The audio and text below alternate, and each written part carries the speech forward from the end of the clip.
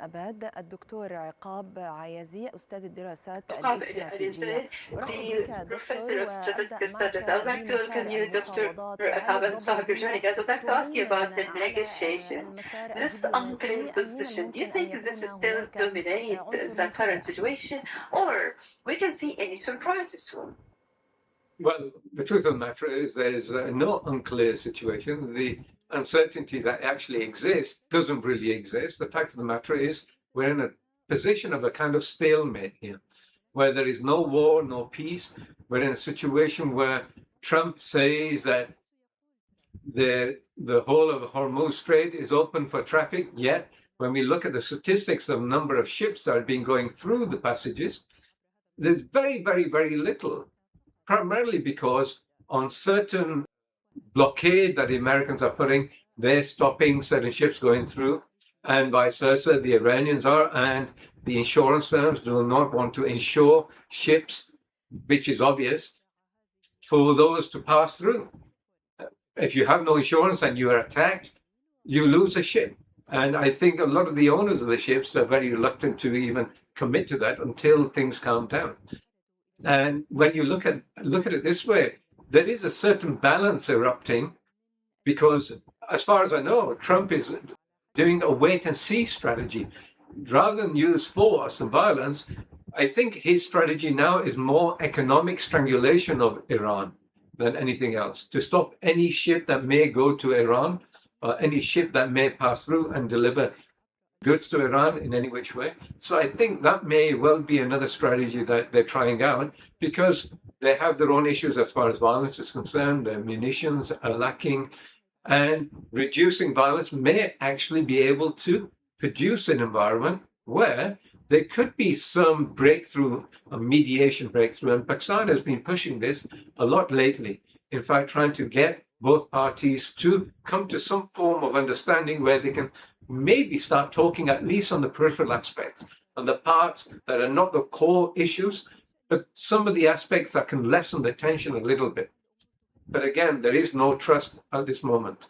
There's an absolutely massive trust deficit, and the Iranians do not trust the Americans at all.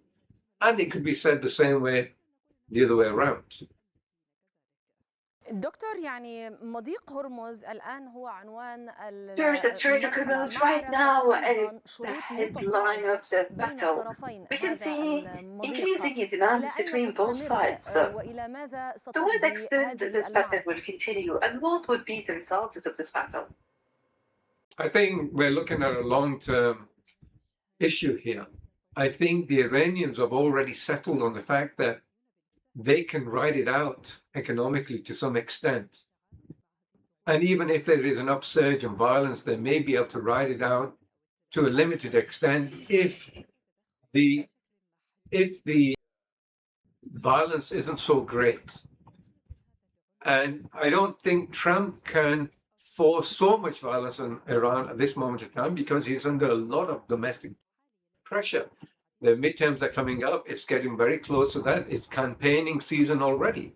And further to this, there's a lot of tension as far as the United States is concerned, where the large percentage of the population is turning against the idea of Israel being the foremost aspect of American foreign policy.